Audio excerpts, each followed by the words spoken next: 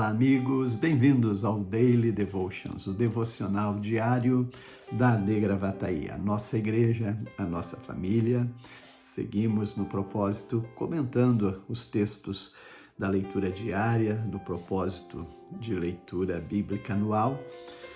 E nesse dia, estamos iniciando, na verdade ontem e hoje dando sequência, mas ainda no início do ministério profético de Ezequiel. Aprendemos e lendo os primeiros capítulos nós percebemos realmente um trabalhar de Deus na vida deste filho de um sacerdote, e que tinha muito conhecimento, certamente, da história, da Torá, da palavra, das coisas de Deus, como criado por um sacerdote nas lides, nos cultos, nos afazeres, E assim nós agora estamos vendo ele sendo moldado, Ele está sendo preparado por Deus para ser este atalaia, este mensageiro, este vigia do povo de Israel, mas lá no contexto dos exilados da Babilônia. E aqui Deus, pelo seu Espírito, dirige ele para estar junto aos exilados em Tel Aviv, ou Tel Abib, que está ali junto ao rio Quebar. Não é o Tel Aviv de hoje, da terra de Israel, como aquela grande cidade que está às margens do Mediterrâneo. Não, essa está lá na Babilônia, Tel Abib, e ali ele ficou 7 dias no meio do povo. E após esses 7 dias, então, inicia hoje Ezequiel 3, 16 a 6, 14, aonde o Senhor lhe dá uma mensagem. E nesta mensagem ele nomeia, então, Ezequiel como o vigia de Israel, o atalaia, aquele que adverte o povo, que avisa o povo. E aqui o Senhor dá uma responsabilidade, que é também de todo servo de Deus. Mas aqui, especificamente Ezequiel, ele disse: se você avisar ao ímpio que ele vai morrer, e ele não ouvir você está livre. Mas se ele vai morrer e você não avisar, eu vou requerer a vida dele das suas mãos. O justo, a mesma coisa.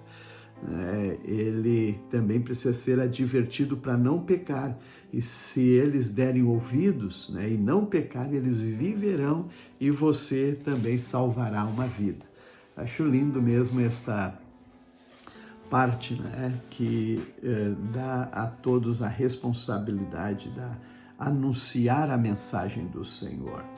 Agora o Senhor faz ele ir até o vale, e para ali o Senhor falar com ele, e ele tem novamente um encontro com a glória de Deus, a mesma que ele teve naquele momento que ele recebeu a chamada para ser um profeta, a primeira vez junto ao rio Quebar, que ele viu a glória, viu aqueles seres viventes. Ele agora, mais uma vez, ele se joga aos pés do Senhor com o rosto em terra.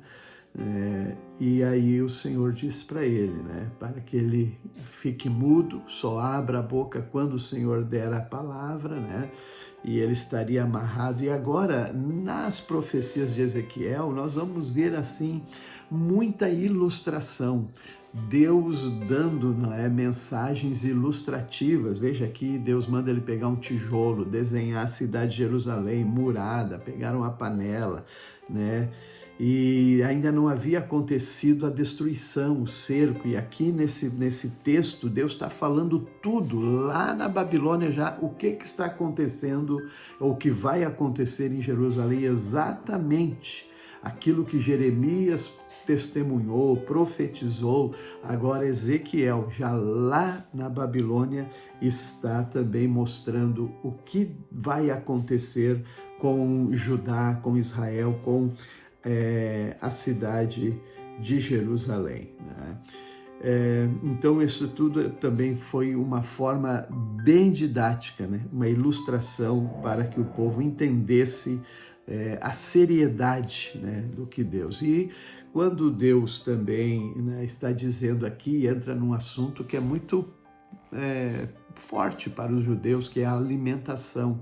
E Deus manda ele cozinhar, né, pegar inclusive como combustível esterco, né, de humano e também de animais, né, e também outros animais. E ele fala aquilo que Pedro falou lá em Jope, quando recebeu a visão do lençol que se abre com toda espécie de animais. E o Ezequiel diz a mesma coisa, para ver como é forte para os judeus esta questão, né, de se manter separado da alimentação que as pessoas, né, fazem, né? O povo de Deus também foi separado pela sua culinária. E ele diz assim: jamais me contaminei, desde a infância nunca comi animais mortos por doença ou despedaçados por outros animais.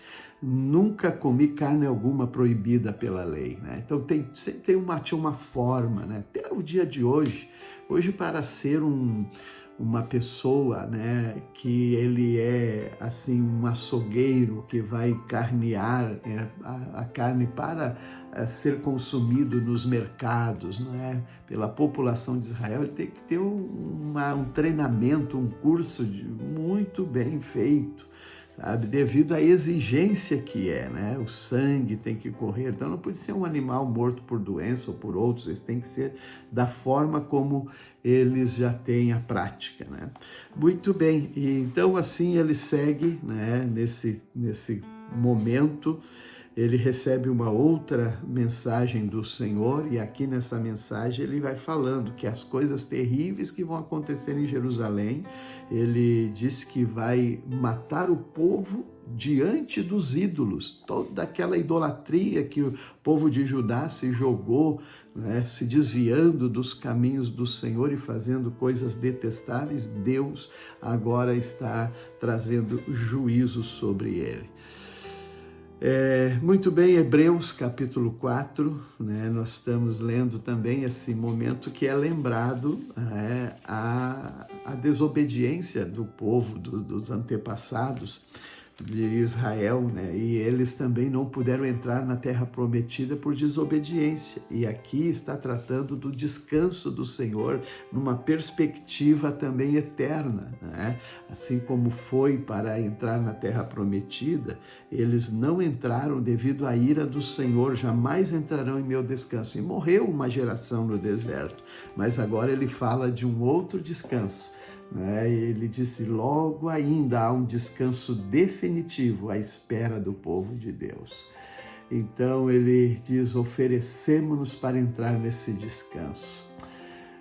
A palavra de Deus é viva e poderosa, mais cortante do que qualquer espada de 2 gumes, penetrando entre a alma e o espírito, entre junta e medula, trazendo à luz até os pensamentos e desejos mais íntimos.